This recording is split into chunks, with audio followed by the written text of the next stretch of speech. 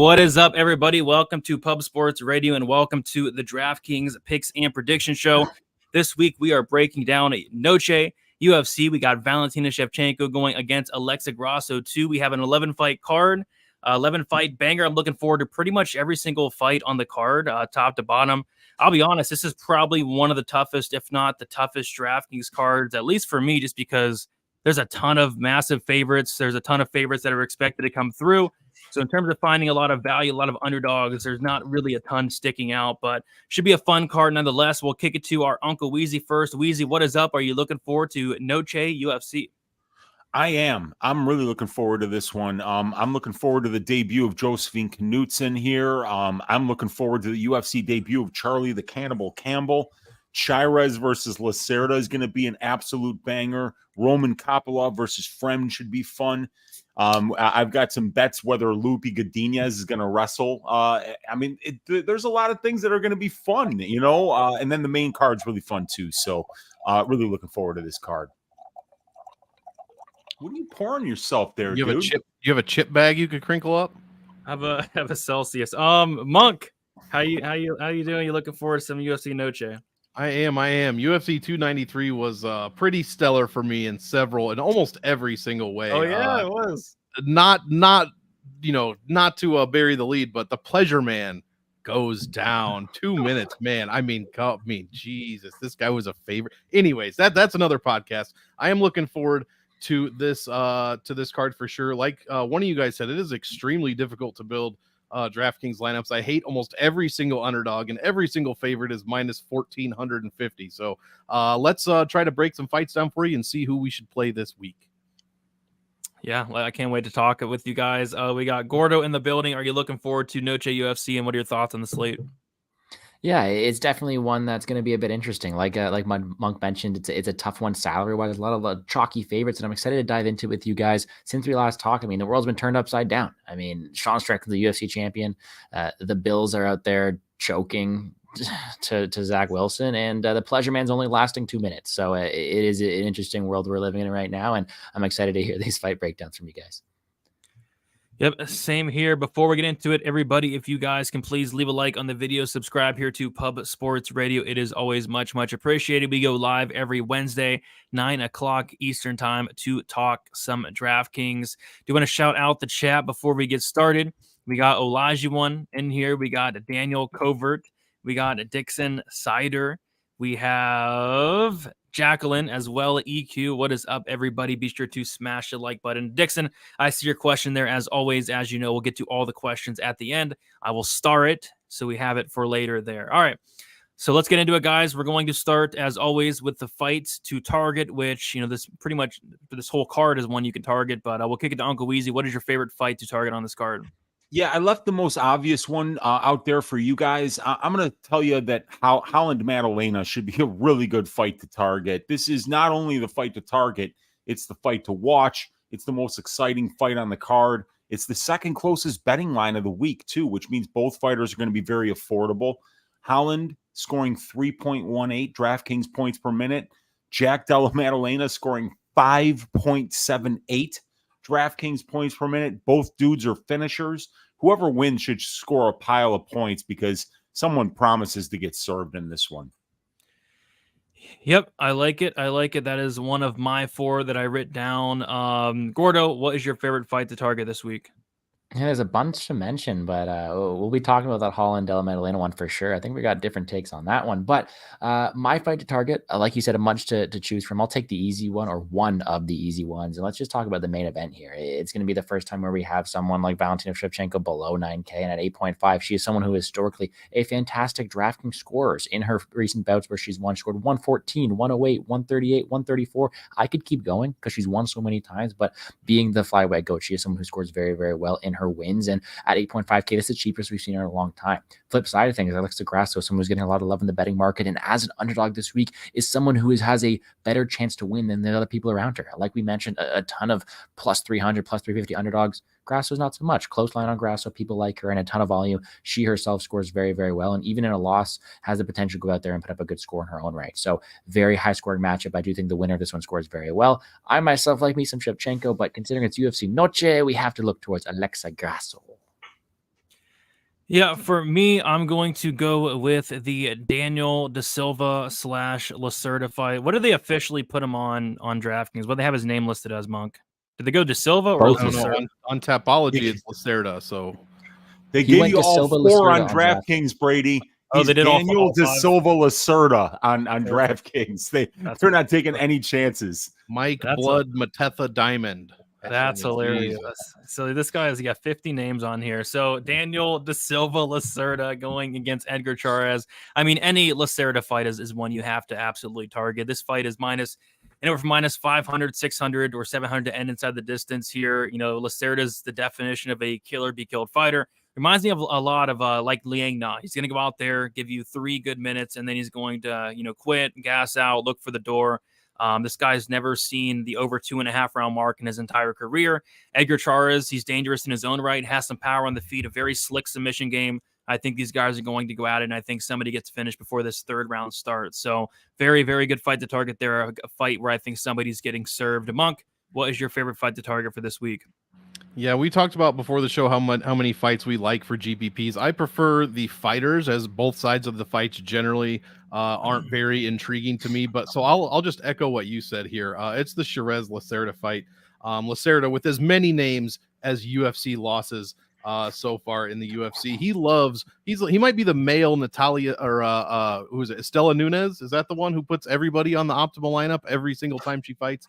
The only one that didn't make optimal versus Lacerda was Lil Figgy. So, I mean, and he still scored. Everybody else scored well over, I think, 111 points against Lacerda. He's got, 5 minutes of gas, maybe.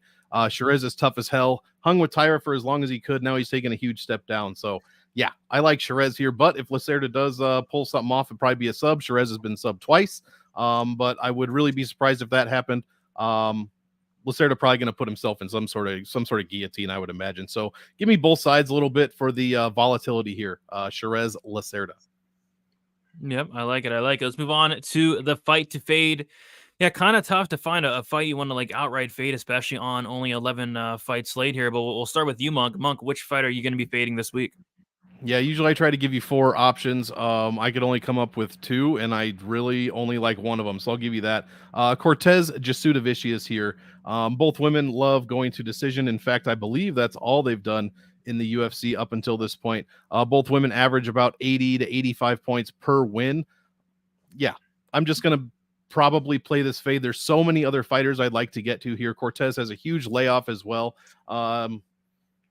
And this also covers you if their grappling, balances out or X's each other out for a low score in a striking battle against 2 grapplers. So, yeah, give me the fade on Cortez Jasudavicius. I do happen to like the underdog here, but those are rare and are few and far between this week. So give me the fade on this flyweight fight, which I generally don't say. Women's flyweight, love to play that weight class for DraftKings, but this week I just don't see it happening. Decision, 80 points. Let's keep it moving. Yeah, that's fair. I think there's going to be a lot of finishes on this card, and that's one that is like minus 400 something to go the distance. So, Gordo, which fight will you be fading this week? I have one to fade as well. I got another one that's a bit more controversial, so maybe I'll get to that one later. But my fight to fade is going to be Zellhuber versus Giagos. I understand the potential opportunities for the underdog in Giagos coming out hot, having the opportunity to be offensively minded early on. But I do think this is a fight that Zellhuber is able to take over as the fight goes on. I do think he has a striking advantage, physicality advantage, and is going to be in front of that Mexican Noche crowd to go over there and allow him to have success. The problem with that is in fights where he just beat the brakes out of Lena Venado, he only scored 75.5. On a card this stacked like this, I don't think he has the necessary output or finish ability to go out there and have success. And I think that his path to victory is largely routed in round 2, round 3 domination. And although it could have a potential to look well optically, doesn't really have that same ceiling as other people around him. And for that reason, I will be fading this fight as well. And what was the other one you were talking about? I'm curious. Controversially, I will be under-owned to the Holland Della Maddalena fight this week. I think we got a battle of 2 tough guys, 2 guys with questionable fight IQ, and one that I do believe will be staying standing. With chins like that, I actually do have myself a bet on the over 1.5. So I am a huge fan of it as a spectator, as a fan of the sport. I do think it's gonna be a high level matchup, but a lot of the times these high level matchups, when you have 2 guys who are this durable with one guy who has a reach advantage and maybe a jiu-jitsu advantage, but he doesn't like to use it, I do think we see a very competitive striking affair that could go all 15. Yeah, I'm personally. I think it goes 15 as well. Weezy, what is your fight to fade this week? It's going to be Cortez Jazz Devicius. On paper, both of these ladies score a lot of points. 3.83 and 3.45 DraftKings points per minute for Jazz and Tracy here. But if you look a little closer, they're both really good defensively. They're only allowing 2.07 and 2.05 DraftKings points per minute. So both are really good control time grapplers. This could wind up being a distant striking match potentially if they don't want to try to wrestle each other, or there could be a ton of failed takedowns and it could be a clinch battle. Either way, I don't think the winner scores that well on DFS, but it's a little bit risky just simply because if one of these ladies does get a lot of takedowns and the other one keeps getting back up and it's just a rinse and repeat type of thing, the winner could score a lot of points, but I could also see it being a really low scoring fight. So I'm going to be trying to stay away from that one. Yeah, and for me, I'm going to go with Josephine Knudsen going against Marnik Mann. I actually like Knudsen. I think she can actually score well, but I don't see her scoring more than Raul Rosas or Charlie Campbell. I was going back and looking at Knudsen's last couple fights against Isis Verbeek, only 53 significant strikes, only 1 takedown, some control time mix in there. On her road to UFC fight, only 34 significant strikes, 4 takedowns. I can see a lot of cage pushing. I can see a lot of control time. And on top of that, Knudsen has the worst finish rate on the entire card. So I think she wins kind of a dominant one-side decision, and there's no reason to get to Marnik Mann this week as well. So I like better options up in that 9K range there. We'll move on to the fighter to fade, and I will kick this one off. It would be Knudsen for me, but I already talked about her. So I'll go with Daniel Zellhuber at 8,800. This guy's, kind of low volume. I actually think he might even lose this first round. I think Giagos is going to come out hot. I think Giagos can even take him down, control him for a little bit. The problem with Giagos is he does slow down as the fight goes on. He gasses out, he gets tired, and he gets finished. So I'm kind of leaning like a Zellhuber late finish here, and I'm not sure how well that's going to score at 8,800. So I'll be fading Zellhuber for the most part. There are some other fighters I do like up in that range. Gordo, what fighter will you be fading this week? Yeah, I seem to have some similar sentiments to that fight there. The one fight I was looking to fade was also going to be Zellhuber. Also mentioned him there, so I'll go with you. Knudsen's someone who I think has some good contrarian opportunity up top. I think he can be a bit different going with her, but without much finish upside, without much ability to go out there and really dominate someone, a man who, although she should have a huge speed and advantage in a lot of these fights, I don't think she's that same upside as Raul Rosas. I don't think she's the same upside as Godinez or Campbell. And for that reason, it's just really hard to get to her on such a star-studded slate. But I do think she wins at a high clip. It's just maybe not the best single entry or consistent fighter here. Monk, which fighter are you fading this week? Yeah, I'm kind of with you on Knudsen here. It was tough to find a favorite to fade. My other pick, it just seems too risky, and this is another fight IQ, maybe planning performance here. Lupita Godinez, is she going to get takedowns here against Elise Reed, or is she just going to ride this out and score 66 points like she did against Calvillo, 85 against Loma Lookboonmee? She's what, $9,400? Yeah, we're gonna pick Lupita. $9,400. I know it's a bit risky. She landed 13 takedowns total against Lookboonmee and Carnelossi. She's landed 2 since then against Hill, Calvillo, and Ducote. All 3 fights have gone 15 minutes. So that's 2 takedowns in the last 45 minutes for Lupi Godinez. And Brady, I know this is a tough subject for you. I watched your Twitter clip regarding the last Lupi fight, and that's exactly how we all feel. And that's kind of why I'm wanting to fade her at such a high price. I'd rather save 100 and pay for I keep wanting the Cannibal 100% of the time. So yeah, give me the fade on Lupi Godinez. I do think she wins.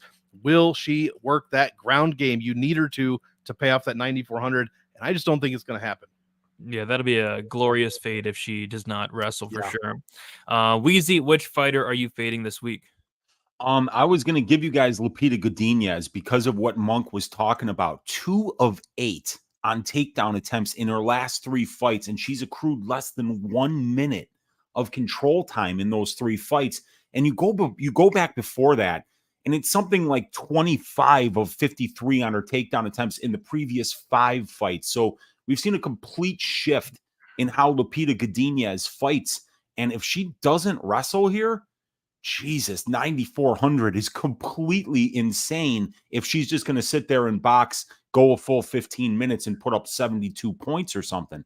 But what I was also going to say was, look, we are all looking to save some money here and there. This economy's been rough lately. Don't bother with Terrence Mitchell. Don't even bother. This guy's regional scene fights were taped on a Super 8 camera, and they can only be found on VHS. He probably scores less than 5 points. Terrence Mitchell's performance this Saturday will make Shane Young's performance last week look really good. This guy just doesn't belong here. And I know that some people are going to be like, oh, the kid's only 18 that he's fighting, man. This Raul Rosas could be 13 and sub this dude in 30 seconds. So please, for the love of Jah, don't save money with Terrence Mitchell this week. There are better options down there. His nickname is the Tear Bear, so that's another reason to absolutely hate it. I think the Tear stands for terrible. So yeah. I was listening to his interview today. I mean, Terrence Mitchell seems like a really cool guy, so I kind of feel bad crapping on him. But it's a very tough matchup. But we'll see what happens there. All right, guys, we'll move on now to our favorite dog here, and it's one that I'm kind of struggling with. I think there's some dogs with like some upside. But there's not really one dog I'm going to like run to the window for this week. We'll start with you, Monk. What do you like as your favorite dog this week? Yeah, this is rough. I mean, really rough. I'm not going to take, probably the highest price dog on the card. I'll give you Christos Giagos for the reasons you guys said. I'm not very confident in it, but Daniel Zellhuber is only 24 years old. Looked, he was a minus 430 favorite in his debut against one Trey Ogden. And, lost that fight, looked okay against Lando Venata, scored only 75.5 points in that very, relatively low striking affair. He did land 78 strikes and a knockdown, so I guess I shouldn't be too harsh on him. But he only scored 75 in that win. Lando Venata, a very difficult guy, usually to finish, especially for younger fighters. But give me Christos Giagos here. I mean, bald-headed and bearded. What else do you want from a guy? You know what I mean? He's lost, he's 3-2 in his last 5. But his 2 losses are to Thiago Moises and Arman Sarukian. His wins aren't great. Carlton minus Sean Soriano and Ricky Glenn, but he did put up 103 points against Glenn and about 94 on average between Soriano and Minus. So there is some upside here. Zellhuber still very inexperienced, even though he has 14 professional fights. Giagos has 30 pro fights. The only thing that I am worried about, he's been finished, I believe, 7 times in his 10 losses. So that is very worrisome. But there aren't a ton of dogs barking this week, at least in my opinion. So give me a little bit of the Spartan here. Yeah, I'm really struggling for dogs, but he was one of the 4 I did write down. Uncle Weezy, what is your favorite dog for this week? Yeah, just go with the upside on Lacerda here.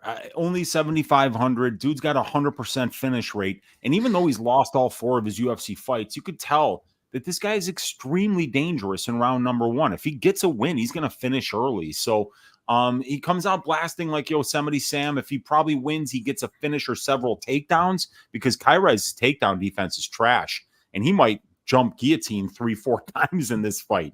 That's a funny thing is that like Cháirez is getting a little bit overrated in a loss to Tyra. That wasn't a good performance. He jumped guillotine and wound up on his back because of that, like 7 out of the 15 minutes of the fight.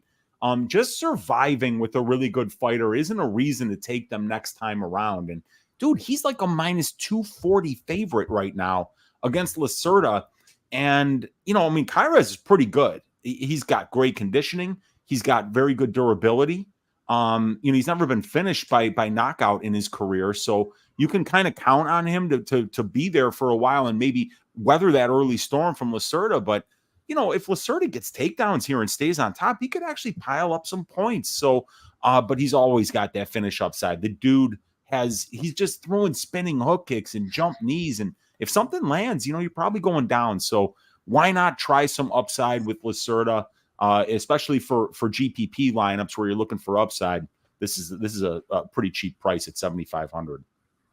Yeah, I think he'd be my favorite one as well, just due to the fact that, you're looking for some first-round upside. He's super dangerous. But I guess the one I'll go with then is going to be Kevin Holland, 7,900. I think Kevin Holland's going to have some advantages here. Kevin Holland's going to have just a massive height and reach advantage, 8-inch reach advantage. He's very dangerous. He hits hard. And if, there's an off chance, a very, very slight chance, maybe 1% chance he grapples here. But if he grapples, he's going to have just a significant advantage. Probably makes it look easy, to be honest, but we know he's not going to grapple. This fight is going to stay standing for 15 minutes. And although, yeah, you got to favor Jack Della in the boxing range, you know, Kevin Holland does hit very, very hard. And if this fight does hit the mat, like I said, it's Holland all day. But it's hard to be confident in Kevin Holland. This guy is the worst fight IQ ever. But he's a guy that I think is live this week. Gordo, who's your favorite dog this week? Yeah, I was going to mention the GPP upside of someone like Daniel Da Silva Lacerda. We already mentioned that very well, Weezy. I'm with you there. High upside, high risk, high reward. Let's instead talk about someone with less high of a ceiling, but someone who I think is maybe taking the easy way out of this category here, and that's the highest price underdog of the card, Jasmine Jasudavicius, the Canadian warrior. There is someone I'll be backing this week a bit. Not with too much conviction. You know, it's a very, very close fight, but I think when you look at the line, I might be slightly leaning toward the underdog here in Jasmine Jasudavicius, not only for that price salary relief, but also for the style she brings. Jasmine's someone who is just a complete psychopath inside the cage. She's going to go forward with no regards for her own mental health, for her own mental sanity, and is going to go out there and try to bring a pace towards Tracy Cortez. Now, in doing so, she can be taken down, she can be controlled, but I do think she's going to force a pace on Tracy Cortez that is going to look to put her in uncomfortable situations. And I think in doing so, not only does she have a very, very high floor, but she has the opportunity to break Cortez down the stretch. I think that Jasmine has some pretty good striking in her own right. I think neither of these fighters are superior strikers, but have the ability to contend here and there. And we add in the grappling success she's been able to have here. I think it's a very close one. Give me the dog and Jasmine. All right, taking the dog and Jasmine. Yeah, not a ton of dogs really sticking out, but yeah, I think some of them are going to come through, but I think a lot of favorites probably come through. I mean, we have just massive favorites this week, so interested to see which dogs end up winning this week. We'll move on to the prize pick section though. And let's start with myself. I'll start here. I'm going to take the Raul Rosas Jr. less on fight time. It's set at 14.75 minutes. Kind of feels like the Toffa one last week. No. What? Not for if Raul Rosas was under 14.75 minutes, we'd all have yachts next week. Did I say 14? 4.75 minutes. I think it takes a couple minutes here. I think it takes down Mitchell, gets to his back and chokes him out shortly after. It feels a lot like the Toffa one last week, where I think the Toffa one was set at about 4.75. I see somebody getting finished here early, and that somebody being Terrence Mitchell. So love that Raul Rosas Jr. I don't think this fight sees the second round, and if it does, Raul Rosas should be very ashamed of himself. Weezy, what is your favorite prize picks play this week? This way, I gave you guys Valentina Shevchenko under 90.5 significant strikes. Look, Shevchenko lands 3.29 significant strikes per minute. That's the average, right? So if you extrapolate that out, 3.29 times 25, that's if you think the fight goes the business, the distance. She only lands 82 significant strikes at her average number. On top of that, she's very low volume. She's a counter striker. So you look at somebody like Shevchenko, who is only throwing 8.68 distance strike attempts per minute spent at distance. That's 5.76 less distance strike attempts than what the average for the division is. Also, because Valentina is such an effective counter striker, she slows down the output of her opponents as well. So we could see her mix in the wrestling as well, which would also bring down the amount of significant strikes landed. But what I wanted to tell you guys was that Valentina Shevchenko in her 5-round fights has only landed more than that amount of significant strikes once. Once, you guys. 98 is the most amount of significant strikes that she's ever landed in a 5-round fight. And that was against a female punching bag in Lauren Murphy. Every other time, she's under that number. So I really like the under this week. I feel like that's just mispriced.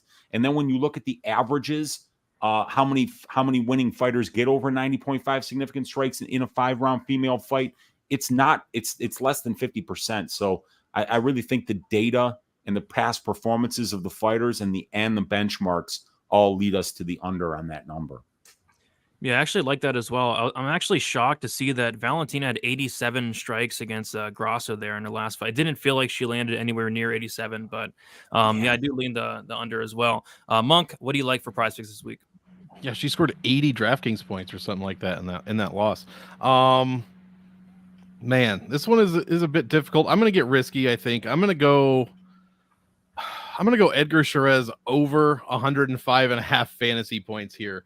Like we said, everyone here has talked about how they like both sides of this fight. I do favor Cháirez. Obviously, Lacerda has upside as well, but Lacerda, like I said, puts almost everyone he fights except Figgy on the optimal lineup, and every single guy, again, except for Figgy, has scored over 111, 112 points on Lacerda, whether it is a second round finish or a first round finish. So I really like the chances here. I mean, I'm probably overvaluing Cháirez a little bit, like Weezy mentioned, but I'm definitely not overvaluing the finish, the ability of Lacerda to get finish and give up 110 points. So give me the over on 105.5 points for Edgar Cháirez.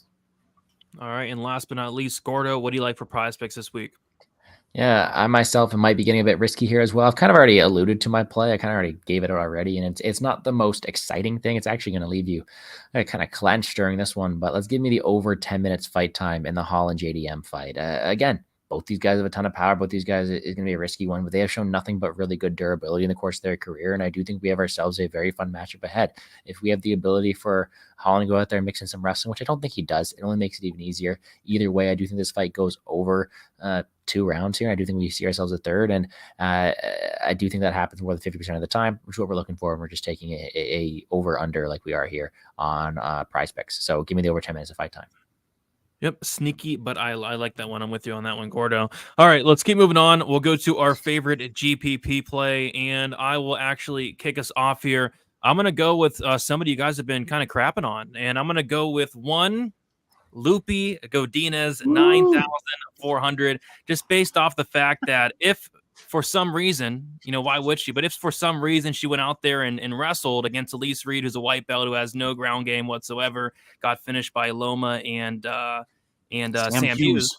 Why would she wrestle, right? But if she does, I mean, I think she could have the highest score on the slate. Like, I think Elise Reed's ground game is atrocious. Loopy's a phenomenal wrestler. She's dangerous. She has good ground and pound and good submission game. I think she makes this look quite easy if she wrestles. So if she wrestles, I think she pays off this price tag and more. If she doesn't, these guys can be right and the fade's going to look glorious. But it all comes down to, is she going to wrestle or not? I kind of have a feeling she doesn't, but if she does, I think she's going to score a ton here. Gordo, who's your favorite GBP play this week?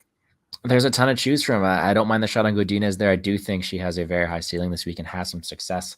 Let's go with someone else we haven't really talked about yet. There are a ton of high value targets this week, one that I think will accrue a lot of attention. I hope this guy goes a bit overlooked because I'm all over Mr. Padilla this weekend against fellow Canadian Kyle Nelson. I think at 8.9K, Padilla is someone who you really want to go see. He's all action, all gas, no breaks, has the durability and the cardio to take a beating and continue to go forward. And although Nelson has burned me because I've bet the under in his past couple of fights, those are against fighters who either didn't show up to the octagon or just allowed him to fight from range, not really tested that cardio. And I do not believe Padilla to be the type of guy to do so. I think Padilla is going to walk forward, use some pressure heavy attacks, and has the power to knock out Nelson. And if Nelson wants to go towards the ground, I am confident in Padilla's ground game as well. I do think he has the all-around ability to finish this fight anytime here and could put up a very high score in doing so, like his aggression, like his cardio, and I do like his matchup overall in this one. Scored 108 last time. Don't think it's out of the realm of possibilities to do it again. I hope he goes overlooked at 8.9K because I like the guy this week. Yeah, I can't wait for Padilla this week as well. Weezy, what is your GBP play for this week? GPP play is going to be Charlie the Cannibal Campbell. I love him at 9,300 this week. He's Uncle Weezy's ass shaving of the week this week. Dude's got phenomenal power in his hands, and he's crazy accurate, especially early in fights. Such a brutal matchup here for Reyes, coming off a 6-year layoff. No time to find your way into the fight. I mean, like, when you've had that long of a layoff, you kind of want to find your way into the fight. You kind of want to get comfortable in there. Charlie Campbell's not going to allow you to get comfortable unless you like sleeping in a cage in your underwear in front of a screaming crowd. Then you'll be comfortable. But if that's not what really gets your boat floating, then you better prepare for this young man, Reyes, to get served. Charlie Campbell is going to shave ass. I hope you're right. Monk, what do you got for a GBP play this week? Yeah, I agree with that. I'm also going to go with Fernando Padilla at 8,900. Definitely my most owned no nonsense pick of the week. I love how Gordo broke it down. I mean, you got to kind of throw out the stats anyways from his first fight, where he scored well over 10 points a minute in basically every single category, because he finished the fight in, what was it? Under 2 minutes against Giuliani Rosa. That was a great week to have Fernando Padilla. He was $7,400 against DeRosa, and I played the shit out of him, and I'm going to do that again today or this week, even though he's 8,900. I don't see it. No disrespect to the Canadian Kyle Nelson, but I just don't see it, man. I'm really excited for Padilla. He's only 26 years old, and he looked fantastic against a guy who, whether he's looked good or not, sometimes he has, but has a ton of UFC fights in Juliana Rosa. So give me Padilla for one of my favorite GPP plays, because like Gordo said, I'm hoping he goes a bit overlooked this week at 8,900. Yep, I like it as well. All right, guys, we'll move on to our favorite cash play, and I'll start with Uncle Weezy. Who you like for cash this week? I mean, come on, Raul Rosas Jr. First round sub usually equals at least 100 points. He's a safe option to bring you triple-digit points, and he's got a chance to actually do it in less than 60 seconds against this guy. So, yeah, I mean, Rosas, I mean, I know he's 9,600, but he's gonna take this guy down. He's gonna get to his back, and he's gonna choke him out, and he's gonna score triple-digit points. So in a cash play, get one or two sure winners in there, and then try to find your way around the rest of the lineup. 60-second subs are so hard, but guess who did it last week? Gabriel Moreno submitted Shane. That was less than 60 seconds. That was awesome. So maybe Raul Rosas Jr. can do something like that. I think it's very much on the table there. Monk, what is your favorite cash play this week? Yeah, Miranda looked freaking fantastic. I'll go with who Weezy picked for his ass shaving of the week, Charlie the Cannibal Campbell. Even if you didn't do any tape on this guy, which you should, Alex Reyes hasn't fought in 6 years, guys. He's had a spinal infection and then had he couldn't even walk for a period of time. And what a recovery he's made. It's fantastic to see. That said, I don't know how much I'm willing to back him with my money against a guy, especially who's nicknamed the Cannibal. We have the Cannibal versus the Executioner here. I'd still favor the Cannibal in a nickname battle for sure, because I'd rather not get eaten when it comes down to it. But yeah, give me Charlie Campbell, 9,300. One of my favorite cash plays. I think he goes and, like Weezy says, shaves Alex Reyes his ass this week. I mean, 6 years off. You talk about ring rust. Oof, that is probably some of the longest period of ring rust I've seen in quite a while. Yeah, I don't think I've ever seen anything like that. You said he couldn't walk? Oh, my goodness. That's what they were saying, yeah. Dude, this guy had a bad stem cell injection. Yeah. He had a stem cell injection into his spine. The stem cells were infected with E. coli. So his entire spine completely started to degenerate, and like the doctors told him, like, you're fucked. You're never going to walk again. So just the fact that this dude is walking and like coaching other fighters is an amazing accomplishment. Now he's going to get into the cage here. And I was saying, like, if the ass shaving of the week loses this week and this guy comes back from that kind of adversity, that would be such an amazing story. My DraftKings lineup will be damned, but that's fine. If this guy comes back from that, that'd be something to talk about. That'd be really special. Oh, yeah, it would. Because I actually liked what I saw from Reyes like 8 years ago, but yeah, that was 8 years ago. So we'll see. We'll move on, though, to I got everybody right. I think so. We'll move on to wait. Did I miss you, Gordo, or did you talk about it? I think you got me. We just covered cash. Oh no, I haven't done my cash play yet. No, I missed you. I knew it. I've been all over the place, man. I was wondering why we haven't talked about this person yet, because in cash at 8.5K, give me Valentina Shevchenko. I think that is a very, very clear cash play in my eyes here. Someone who I think we're getting at a very cheap discounted price tag here. And considering her floor and ceiling, she is someone who I would really like to go out there and roster in these cash style matchups. This fight is projected to go the distance in 25 minutes. Even in a loss lifetime, did put up 80 points. She's someone who is very, very active, will have a grappling path to victory. And come on, guys, when are we ever going to see her below 9K again? So give me Valentina at 8.5 in cash. Yeah, I don't know if Monk knows it. Monk, when's the last time Val was less than 9K? Had to be probably the Nunez fight? I'd have to look. I'd have to go back. Her average salary since 2020. Well, that can't be right, is it? 9,500? That can't be right. Yeah, that's a lot. But I don't know. Maybe it is right. It could be. Well, I'll have to go back and check. Gordo's right. There's no way it's even close to what she's at now. Yeah. All right, guys, we'll move on to our favorite value play. We'll kick it to Uncle Weezy. Who's your favorite value play this week? Value play this week. I've got Alexa Grasso. I mean, she's the Bootsy Collins Memorial Dogs Are Barking pick of the week. She gets 5 rounds to work. She won the first matchup. It's UFC Noche, so if it goes to decision, I think she gets some favor from the judges potentially. And plus, you always got to beat the champion to be the champion. So I always kind of like, if I think the fight's going to go to decision, being on that champion by decision prop is something that, where you're probably going to get a little bit of help from the judges in a close fight if it is close. Alexa racked up 50.66 DraftKings points in less than 4 total rounds the first time out against Valentina. So if you extrapolate that shit going forward, she was on pace to score about 65 points without any kind of a win bonus. So, at the mid 7,000s, that's a really good. If you think that this fight is going to go to decision like I do, you got a really high floor here in Alexa Grasso with some serious upside. Anytime you can get a winner in a 5-round fight at less than 8,000, that's going to really buoy your lineup. Yeah, I mean, I guess I'm going the complete opposite. I think Valentina Shevchenko is probably one of the best value plays here. 8,500.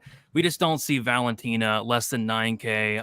And then like I think Monk said it earlier, 80.5 DraftKings points. With the loss, she was well on her way to scoring well over 100 points. I like her in this matchup. I think she's going to go the takedown route once again. And I think she puts up one of the highest scores here. 8,500 seems way, way too cheap for Valentina for me. So I'll be playing a ton of her. She's probably going to be my highest owned on the entire slate at this price tag. Monk, who's your favorite value play this week?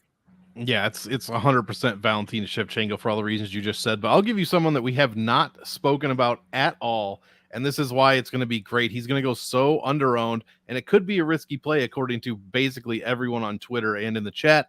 And that's my guy, Don Giacomo, Jack Della Maddalena, going against Kevin Holland, a guy who might be more skilled than him in a few areas, but you got to think Maddalena is a young guy still. He's not even he just turned 27 years old. We talk about this all the time, or at least I do. Young guys young fighters, guys and girls, learn a ton in between fights, a ton. And you got to think after that Basel almost loss that he had, that he's just been working his ground game, his jiu-jitsu, especially knowing that he's going against Kevin Holland. So we've already talked about Kevin Holland's poor fight IQ. Kevin Holland, not generally the best scorer overall when it comes to DraftKings points per win, and he gives up 101.36 on average per loss. Maddalena clearly has a path to victory here, and I think we're all just being a little bit reactionary to his last fight, which was not a good look, I will admit. But I think he's going severely overlooked here. And much like Shevchenko, as we'll never see her at 8,500 again, when are we going to see Jack Della? If he wins this fight, when are we going to see Jack Della at $8,300 ever again? So there is a huge amount of potential value here with JDM, in my opinion. Yeah, I don't know, Monk. I think I kind of agree with Daniel in here. JDM might be washed. He might be washed up. He might be these 27-year-old dudes, they get washed super fucking. Is this a real comment? Yeah, you were saying it last night on my stream. Yeah, who did you pick in the Pleasure Man fight, Daniel? Who did you pick in the Pleasure Man fight, Daniel? Please tell me that. Monk, it's okay. JDM's washed. It's all right. He's washed. I guess. Washed up. He's retired. This is a retirement fight. I might even call him washed. He's so washed. He's going to be fighting Cowboy Oliveira in Fury FC in a couple of months. You watch for a paycheck and a hot meal. 27 years old. Man. That's hilarious. Daniel's. I've actually seen Daniel in like multiple chats this week say this. I don't know if you're being serious, Daniel, but that's funny. If not, this is an Andy Kaufman level of trolling. Which I do have. He did pick, but there we go. There, I didn't know. No. I had no idea. I just guessed. Imagine that. Fair enough. All right. Let's go to our dark. You don't like me today, do you? Oh my gosh. Sorry, man. Maybe I don't. Gordo, my bad. What was I going to say here? Oh, yes, value play. We're going the complete opposite side here of Monk just because of how washed JDM is. No, that's not why. Kevin Holland is the pick for value at 7.9. truthfully, not because of any other notion than Kevin Holland's an idiot. Like, Kevin Holland is an idiot. He's going to fight a striking battle for 15 minutes, but I do think he has the tools to look like hindsight value. Shall he be able to use them? Problem is, I don't think he really utilizes them here. I don't think he's any grappling at all. And for that reason, he is only potential value. So that's really what it is. He could look hindsight favor. He could look pretty good, but he probably won't. So take that with a grain of salt. Yeah, there's some crap fight IQs on this card. Like Kevin Holland, pound for pound, worst fight IQ. And if Lupita doesn't wrestle, I mean, she could have the worst fight IQ of all time. If you don't wrestle against Elise Reed, I mean, something's wrong up there. So we'll see. Terrible fight IQ on this card. All right, now white belt is so white that you can't even tell she's wearing it. I mean, if you're getting, she might be the only person on the planet that's whiter than I am. That is the sensei's like, hey, sweetheart, you got to put a belt on if you're going to come out here. It's like, I have a belt. I have a belt on. Holy shit, is that thing white? I didn't even see it. All right. She's going to take 3 years to get to off-white. She'll move up to taupe in no time. What? Okay. Taupe. It's a color. My mother was an interior decorator. It's just a little bit past white. See, that was a solid joke. It's a great reference. Oh, wow. Taupe. Never heard that. I'm looking up right now. There you go. All right, let's move on to our dart throw. I'll kick us off. I hate this after what you guys are talking about with the whole this guy was not able to like walk and almost died, whatever. Alex Reyes, 6,900. He's 6,900, has a 100% finish rate. I think he was skilled back in like 2014. It's now 2023. But if he is able to get this fight down to the mat, he has a really slick submission game, multiple submissions on his record. This guy, as far as I'm concerned, has been to decision only once. So he's going to go after it. I think he does get knocked out here, but, kind of grasping at straws this week. There's really not a ton that sticks out as far as the dart throw this week. Gordo, I'll go to you so I don't miss you this time. What's your dart throw? That's okay. Instead of missing me, you're on the same page as me this week. And purely for the reason is, yeah, it's been 6 years, but who can with confidence say that this guy is going to be just an absolute fraud? Like, yes, you expect him to be. It's been 6 years. You expect him. But if he comes out there and has been training, would you be surprised if he had any success? Like, it's not like this guy was a bad fighter at one point in time. I do think he had skills. And although he's faced a lot of hardship recently, I do think he has the fundamental technicality and skills to win this fight. The problem is you can't expect him to. And luckily, you don't have to pay an expensive price for him. He is a pure dart throw because at 6.9K, if he's really being resilient and he's fighting this and he's able to get back to his full fighting self, I do think he's able to have success in this matchup. I'm not saying he's a lock to win. I'm just saying, who knows with such a long layoff. Who knows? Who knows indeed. Weezy, dart throw for this week. Dart throw for this week is Josh Fremd. I think Fremd actually has paths to victory in this fight. He could clinch up. He could wrestle. He's also a solid striker at distance, so I don't think he's really out of his depth here if he fights smart, if he makes Kopylov clinch up and grapple while mixing in some distance striking. 7,100 is cheap, and Fremd does have one-punch KO power. I think that he's a very low-owned option this week, and I think that he's got serious high upside. Look, if he gets Kopylov into the clinch, I suggest you go back and you watch the LJ Jones fight. The knees that this dude landed in the clinch literally sounded like it broke LJ's skulls right in half. And LJ was on the floor and he was in pain. Look, this guy has deaded some dudes. I remember when he knocked out Jorge Oliveira with a left hook going backwards. Jorge had to be helped out of the cage by his teammates because not only was he concussed from the left hook, he couldn't walk on the leg that Fremd was chewing up. People forget that Fremd's a really dangerous fighter, man. So I think at 7,100, you don't have to have a lot of them because he's going to be very low owned against the guy who's been as hot as Kopylov has been lately. But he's a great dart throw for this week. Yeah, I mean, I love Kopylov, but not as much as some of these other people this week. I mean, pushing Kopylov to like a minus 400 favorite's kind of ridiculous. I mean, I'm kind of with you there, Weezy. I think in terms of the dart throw, he's not a bad play. I have some myself. Monk, who's your dart throw for this week?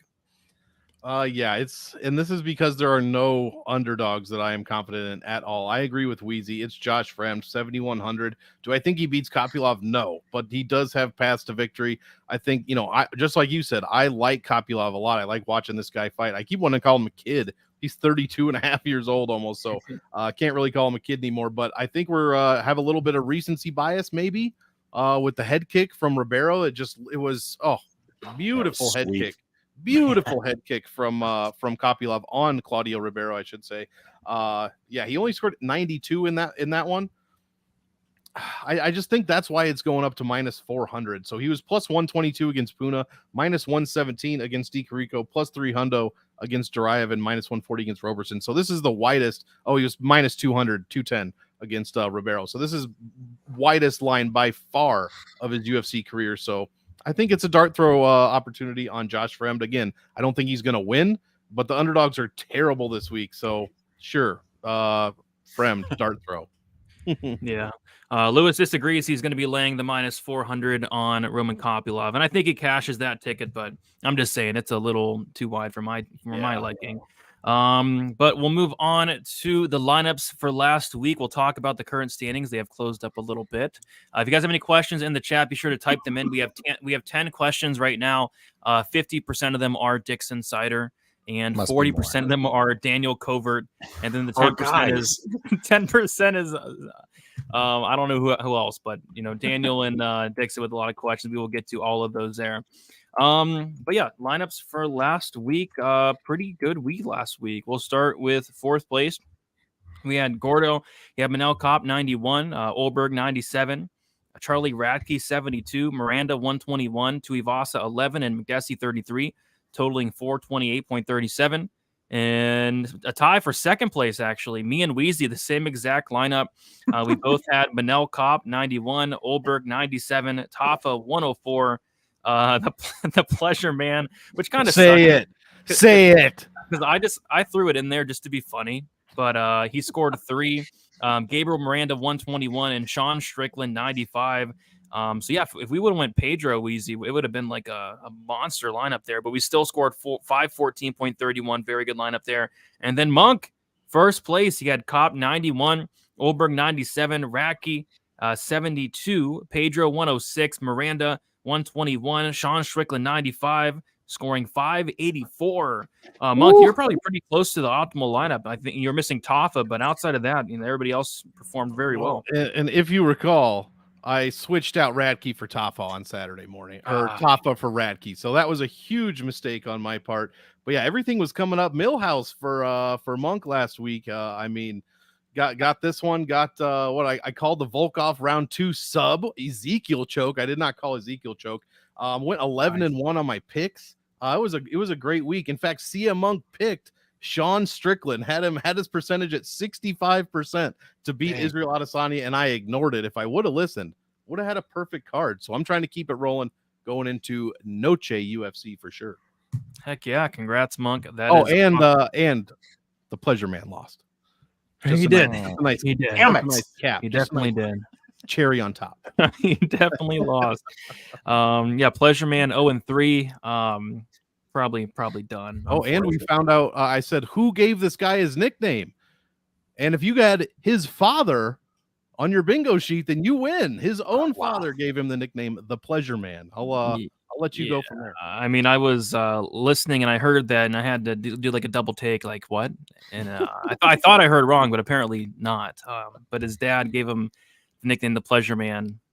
I don't know. Weird. Anyway, my dad may have done worse. My dad he named me after himself, so that's pretty selfish. At least he didn't call him the Pleasure Boy. But yeah, we'll go over the current standings now. We have in fourth Monk with 12,640. Third is Weezy with 12,892. Second place, me with 13,532. And then first is Gordo with 13,564. Me and Gordo kind of just going back and forth. I'm now 31 points behind Gordo. Weezy is 671 behind Gordo, and then Monk is 923 behind Gordo. 32 cards in. Gordo, you are currently in first place. Congrats. Stay away. No, you guys had a great week, all of you. I put up, I thought, a decent score at 421. I came dead last by a long shot too. So I'll power to you guys. Yeah, it was a pretty good week. Definitely a pretty good week. We'll see if we can replicate that here. But yeah, let's go over our lineup for this week. And oh my gosh, I'm looking at my lineup and I hate it. I have Marnik McMahon in it right now, so I'm gonna work on change. I know, right? That tells you everything you need to know about this week. I'm gonna kick it to you, Gordo. What is your lineup for this week while I redo mine and get Marnik McMahon out? Before I do, Daniel saying Gordo means pleasure in Spanish. Gordo means fat in Spanish, for those who don't know. I had no idea. So we're going for some fat scores this weekend, some Gordo scores this weekend. And my name is actually Gordo, and so I'm not a Gordon. Like I'm not Fat Gambles, just so you guys know. All right. My lineup this week, we're going risky. We're going for the championship. And if Brady passes me, he passes me. We're taking Raul Rosas Jr. up top 9.6. We're taking Padilla 8.9, Valentina Shevchenko 8.5, Kevin Holland 7.9. Potentials there. The dart throw of the week, Reyes 6.9K for the upside. And then pick your poison between Cortez or Jasdovicius. You have the salary from them both. I will go with the Canadian Jasdovicius to round it off. All right. Weezy, what is your lineup for this week? I'm going with Raul Rosas Jr., 9,600. Charlie the Cannibal Campbell, 9,300. His Uncle Weezy's ass shaving of the week. Daniel Zellhuber, 8,800. Alexa Grasso is the Bootsy Collins Memorial Dogs Are Barking pick of the week, 7,700. Daniel Lacerda at 7,500. Josh Fremd, 7,100. All right, I hate my lineup, but I like the top part. I love Charlie Campbell, 9,300. I love Raul Rosas Jr., 9,600. I love Edgar Cháirez, 8,700. I love Valentina, 8,500. Then it gets dirty and nasty. I got Josh Fremd, 7,100. And then I'll take, it's between Elise Reed or Marnik McMahon. I'll take, I know. Give me Elise Reed in hopes that Loopy's a dumbass. So that's the lineup for this week for me. And then Monk, what is your lineup for this week? I'm going to go with Charlie Campbell, Fernando Padilla, Edgar Cháirez, Valentina Shevchenko, Christos, Giagos, and Josh Fremd. All right, so we gave our lineups. We'll do our quick picks, and then we'll answer these questions and head out of here. I'll kick this one off. We'll go round and method. Valentina Shevchenko, decision. Kevin Holland, sub 2. Rosa, sub 1. Zellhuber, sub 2. Padilla, KO 3. We got Loopy. I mean, she should finish her. I'll say sub 2. Kopylov, KO 2. Cháirez, sub 2. Cortez, decision. Campbell, KO 1. And Knudsen, decision. Weezy, what are your quick picks for this week? Alexa Grasso, decision. Kevin Holland, decision. Raul Rosas Jr., submission, round 1. Daniel Zellhuber, knockout, round 2. Fernando Padilla, submission, round 2. Lupi Godinez, decision. Robin Kopylov, decision. Edgar Cháirez, knockout, round 2. Tracy Cortez by decision. By the way, I saw that over 2.5 rounds for the Cortez Jasdovicius fight at minus 475 today. These lines are getting out of hand, okay? That's just my little one-off there, my little commentary, my little, what do you call that? My Mickey Rooney moment. But, yeah, Campbell, Charlie the Cannibal Campbell, knockout, round 1. Josephine Knudsen by decision.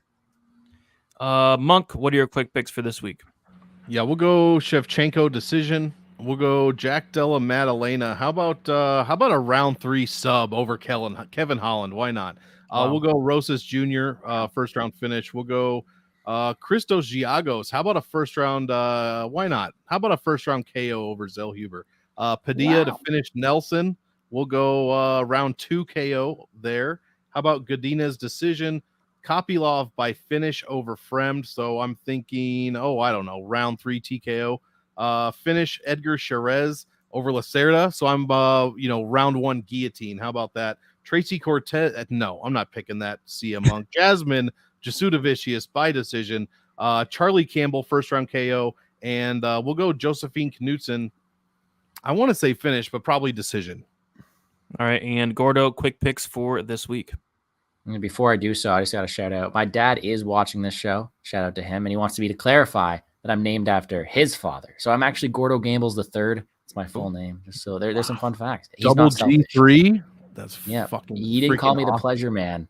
but he gave me a Well, pretty we can sick thank name, him for that. GT3. We like that one. All right, quick picks today. We will take, let's go Shevchenko decision in the main event. Kevin Holland decision. Raul Rosas Jr. round 1 finish. Zellhuber round 3 finish. Padilla round 2 finish. Godinez, please wrestle round 1 finish. Kopylov round 3 finish. We like the finishes so far. Edgar Cháirez round 2 finish. And then made it to this one. Jasmine Jasdevicius. Let's say round 3 finish, because why not? Let's go with her breaking her, the absolute psychopath Canadian. Charlie Campbell, round 1 finish. And then let's keep it with a almost 90% finish rate and take Knudsen to win us at the distance as well. Breaking her? You mean breaking a nail? What do you mean? You I think she's must gonna break her. I think that Dana White made her upset by not giving her a contract, so she makes a statement out there. Yes. Oh, Knudsen, Yes. or I thought you said Jazz the Vicious was breaking Cortez. No, Knudsen. Breaking Cortez because she's a psychopath, and if she came towards me with that look on her face, I'd crumble too. Yeah, she is terrifying. That is for sure. All right, let's get to these questions. We have 11 of them, and like I said, 60% of them are Dixon. So Dixon is asking, and I got to kind of read these before I pull them up because sometimes Dixon says some questionable things. That's why we love him. Dixon, I'll answer this one to start us off. I've never seen Campbell tape before. How would you describe him in a sentence or two? Why is he such a big favorite? He hits like an absolute truck. And why is he such a big favorite? I think it's the Reyes side. It's the Reyes side. It's the layoff. We haven't seen him in 6 years, the injuries. And the last time we did see him, he got starched in a couple minutes there. But yeah, Campbell hits like an absolute truck. So I don't think Reyes is going to be able to survive that power early. This one can go to Monk. Did either fighter make the optimal and Usman Edwards too? Well, lucky for everyone, I saw this question and I am prepared for it. The answer is no. Kamaru Usman, if he didn't get head kicked and won that decision, he would have scored north of 100 points. So that is questionable at 8,900. Leon scored only 78.6, did not make optimal. The optimal lineup is wild this week is the only reason I'm reading it. Check out these 6 names: Jake Hadley, Gunnar Nelson, Christian Leroy Duncan, Joanne Wood, Yano Ashmuz, and Veronica Hardy. What the hell happened at UFC 286?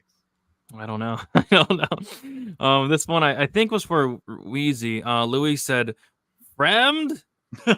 Ooh! Yeah, I like Josh Fremd. I bet on him this week. I think that what people think and why the line is where it's at is that people think Fremd's going to stand in front of Kopylov and fight his fight, but there are other ways that Fremd can go. He could clinch up. He could use that D1 wrestling background that he has. And the times that we have seen Kopylov put on his back against Duraev and then getting choked out by Karl Roberson. I mean, those things happened, you guys. So, it's ridiculous to put an 80% implied probability on a guy whose ground game, when we have seen it, looked like trash. His conditioning is not good.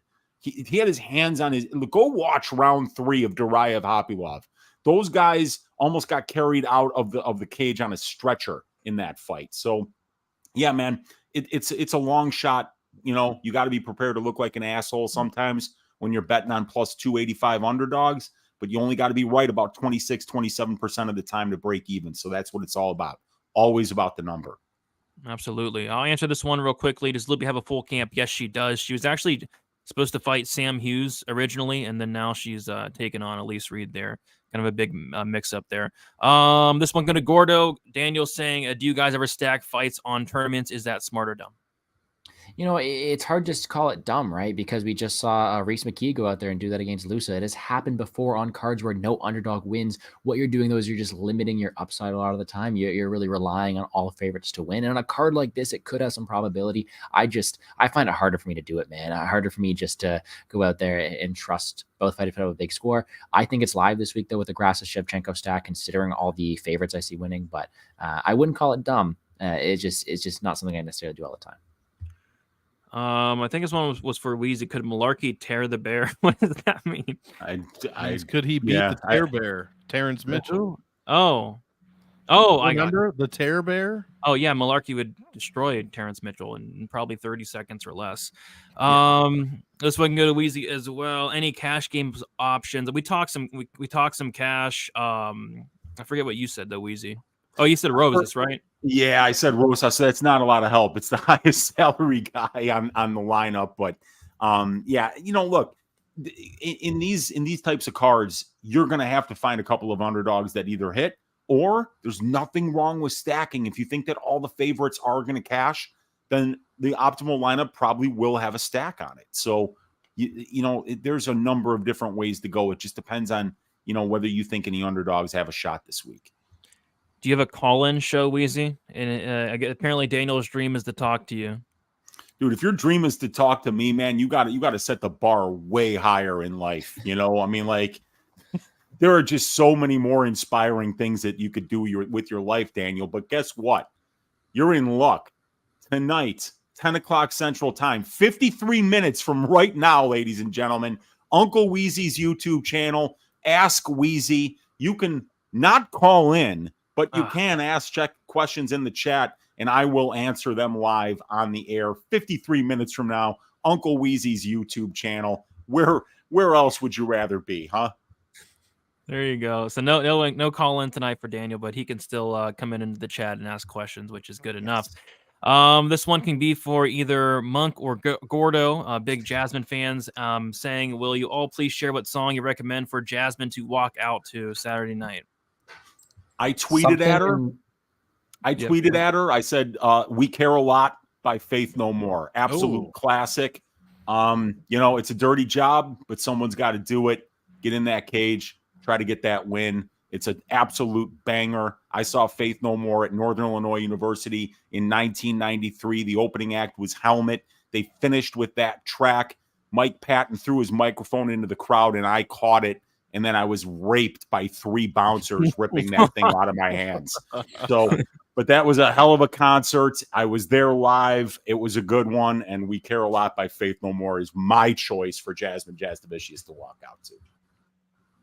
Man, I don't know if I got anything better than that. It might be something related towards Psycho, like she is. So, sweet but a Psycho, Ava Max, something like that. Get her reputation on the line. Put some fear into Tracy Cortez. How about one of Canada's finest all-time bands, the Crash Test Dummies, hit over the low. Hated that song. That's the only thing I could think of. Sorry. Oh, such a bad song. Weezy, what does the prop template say about the Maddalena Holland total? Okay, well, right now, let me look at it. So violence is overpriced according to the divisional benchmarks, so you're paying about 62% right now for the fight doesn't go to decision. About 50% of fights finish inside the distance. But Holland and Maddalena have finished inside the distance in the UFC in 3-round fights 15 out of 20 times. So if you're betting the over, you're going in the face of what the fighters have done here. The prop template is telling me that the overs aren't cheap enough, and the unders, there's too much juice in them for 2 durable guys. So it's just a complete stay away from me. All right, makes sense to me. And last one, we'll go to Monk for this one. Dixon saying, does a 6K range fighter have to win by finish to make the optimal? Oh no, if we have a lot of favorites, you don't even need them to win to make the optimal. We've seen low 7Ks lose fights, like as Gordo mentioned, Reese McKee a couple of weeks ago. He made the optimal lineup there. So a win, a finish would pretty much guarantee it for the most part, unless something crazy happens. But no, I don't think so. A win would be nice, but like I said, they can even make it if a lot of favorites win and then they're left out in the cold, scoring like 30 points at 6,000 something. That's not too bad. Yep, 100%. All right, guys, we did it. We went through everything, gave our quick picks, lineups, went through all the things. Now we're going to kick it around. Weezy, what do you got going on for this week? You said you were going live in about 50 minutes, huh? Yeah, 50 minutes. Ask Weezy on Uncle Weezy's YouTube channel. Stop by. Let me know if you got any questions about props, prize picks, money lines, anything that you need to know about any of the fighters or any of the matchups on the UFC Noche card. I've got the stats. I've got the analytics. I got the benchmarks. Holler at your Uncle Weezy. I'll help you out. Let's stack cash tickets like flapjacks for Noche UFC and bathe in the blood of our vanquished DraftKings enemies. Let's go. Do it. Let's do it. Monk, what do you got planned for this week? A couple good nicknames on the card. Couple good nicknames on the card for sure. Nickname show tomorrow night, Thursday night, 9 p.m. I might have to reschedule it. Well, maybe, I don't know. Thursday football is going to be a thing here soon. I might just roll through it. Game Theory will be out tomorrow at some point. I'm not going to be lazy this week. So, yeah, I will have it out at some point. Probably going to finish editing it tonight. Other than that, of course, Monk and Lou's Happy Hour, Thursday night, Friday morning, 12 a.m. Eastern, 11 p.m. Thursday Central.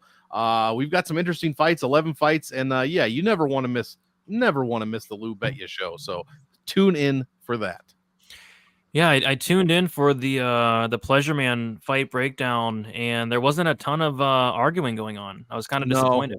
Yeah, I think he knew the the writing was on the wall there with the Pleasure Man, and I think he knew, sometimes when a lion faces a lion, one of the lions just knows when to back down. Yeah, I was expecting some back and forth. I'll back down this week, I'm sure. All right. Yeah, there wasn't a lot of back and forth. I know. I was expecting to come in guns blazing. I didn't even have to do it. Yeah. So, but it was a good show nonetheless, Monk. And then last but not least, we got Gordo. Gordo, tell the people what you got going on for the rest of the week. Yeah, well, my full card breakdown is already live on the Plays and Fades YouTube channel, which I am happy to announce is 3 subscribers away from 1,000. So go check that out. Get me there. Almost there.